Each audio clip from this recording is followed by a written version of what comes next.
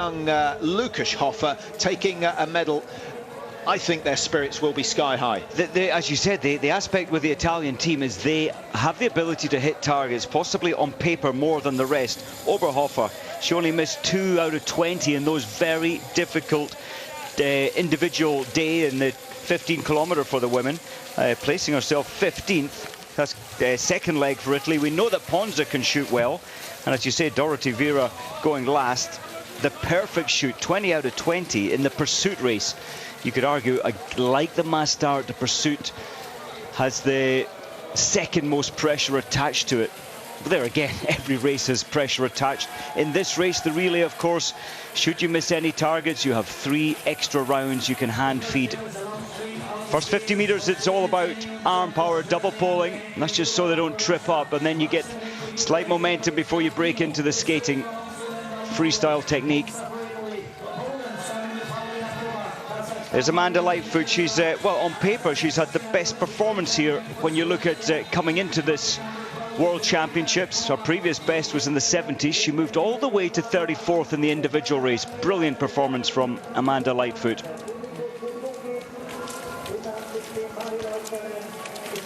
Germany, as always, looking to control the pace on the first lap, and of course Germany were totally dominant in this event when one Uschi Diesel started the relays. They won 4 World Championship titles on the trot. Uschi Diesel started every single one of them, Mike, and she would use her skiing prowess to push the pace and make everyone else uncomfortable. And that really did shake up the field, possibly, as Henkel's trying to do here, make the others hurt. Is the usual story for the faster skiers.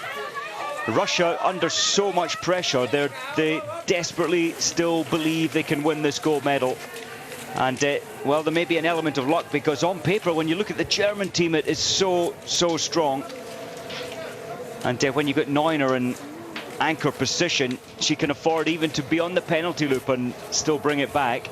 Yeah, you feel that the rest of the teams need to be a minute clear of Germany to stand any chance at all. And even then, Neuner is capable of taking a minute out of anyone on that last 6-kilometre leg.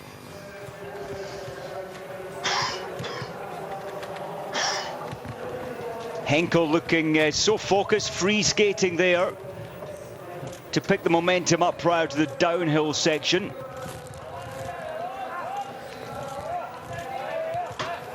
There aren't many tracks in the world where we actually see them using this technique. Mike, you'll know from roller skiing yourself that if you can skate without the poles and keep the wind resistance down by keeping the body low, it's actually faster, but it's still very difficult to generate the power. There again, not many of these athletes are taking advantage of tucking down low. That's where this technique gains most, keeping the head low. Amanda just picking up the momentum. That's the next 30 seconds are a downhill section, one of the few recoveries, and this is it. You get to the bottom of the downhill section, then we're back to climbing. So here they come back towards the stadium for the first time. Just to say thanks to all of you that have sent emails in. We might have created a little bit of confusion by giving you a yahoo.co.uk address. The yahoo.com appears to work a little bit better. So if you failed, do keep going. We've still got another week of the season to go. Douglas and Austin both saying, can we pass on our congratulations to Lee and Amanda? We'll do just that.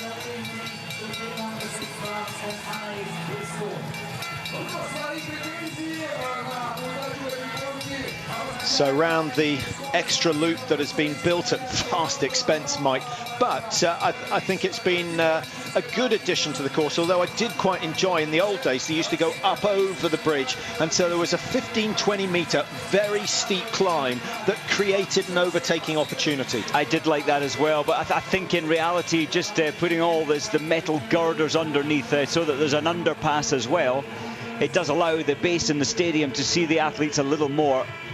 Now, shoot number 1, and as we say time and time again, you can't win the relay here, but you can certainly make life very difficult for yourself. What about the wind conditions? The wind, it has changed again. It was from the left and pressing down a little. Now it's from the right in lanes 1 to 6.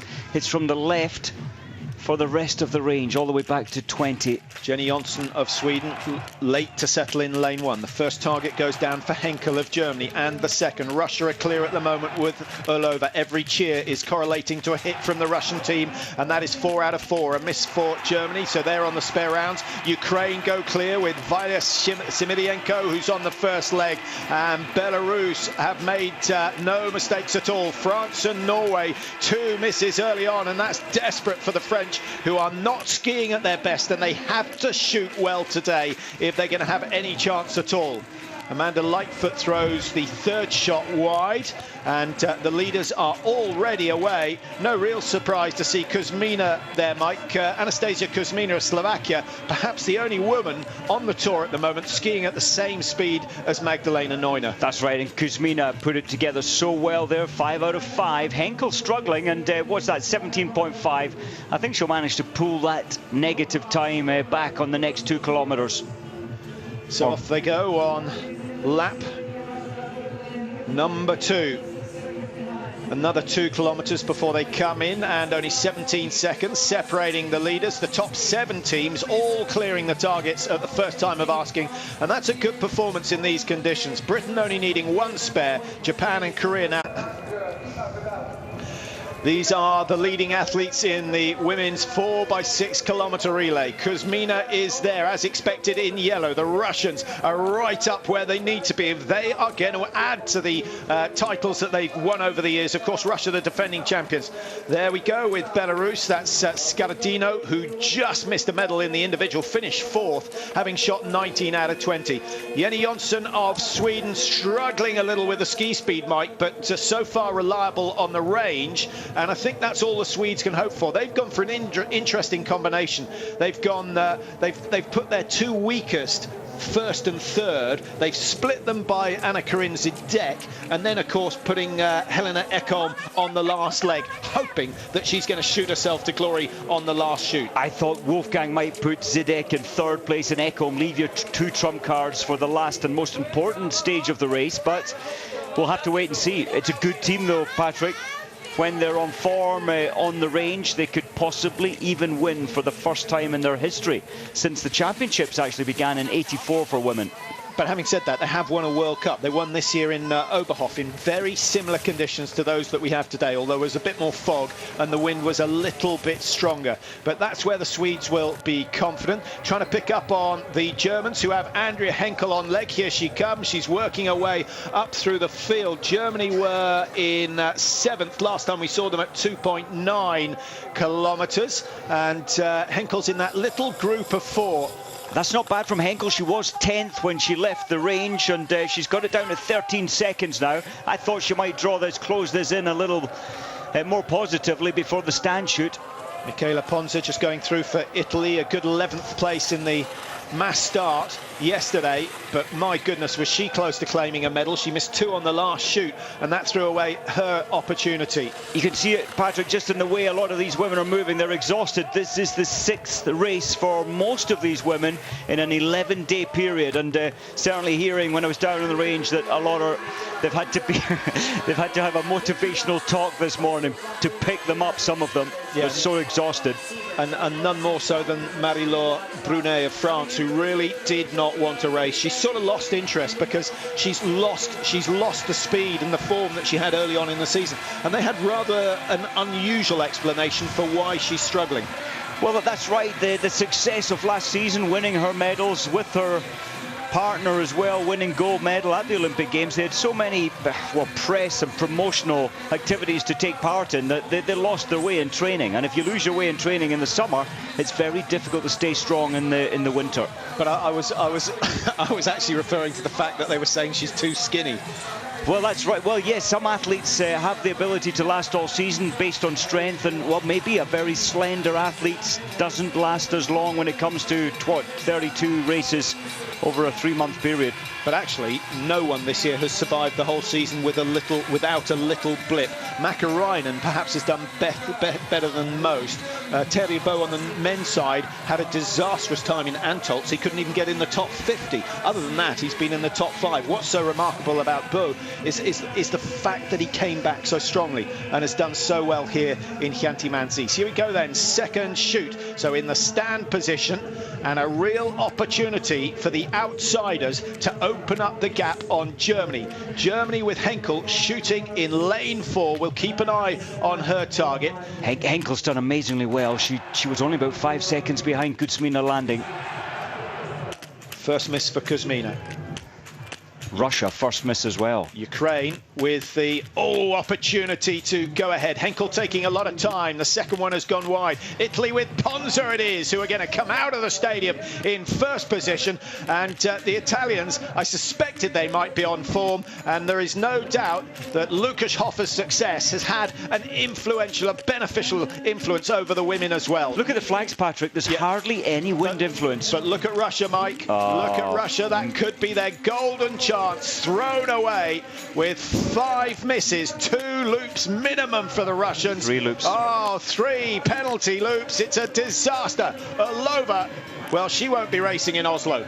Nope, that's her, I would say, finish for the team for this season. 3 penalty loops, so she only hit 2 targets out of 8 shots. That's very, very poor performance, and absolutely caused by the phenomenal pressure that she finds herself in. Yeah, they've almost put too much pressure on themselves. The fact that they didn't get a gold medal early in the championships, I think, has just meant that the pressure has mounted every single day we've come into the stadium. They were so excited yesterday with Ustigov going for that gold in the mass start. It didn't quite come off, but it was a fabulous performance. It seriously was. The wind, I can't believe it. The wind, especially for the lead 10 teams, was very kind for them.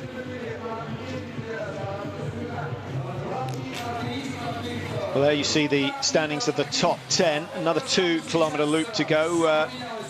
Well, we watched them set out on the final lap of this first leg. A lot of emails coming in saying how much they enjoyed the men's relay. One in particular from Andre saying that who deserved the 4th place in the Norwegian relay team? Should it have been Alexander Uss or should it have been Lars Berger? It's such a tough one to call, isn't it? And you've got to respect the coach's decision. Having watched the athletes in training possibly plays a part, and performances on the track and the reliability with the rifle. Uss actually shot very well in his races on the second part of these championships.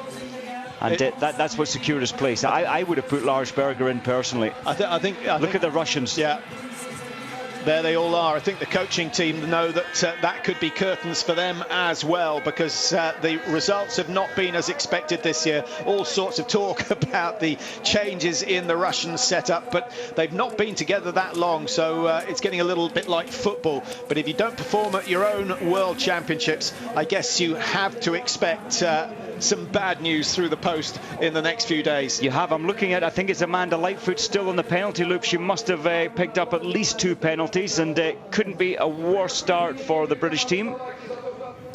Such a pity.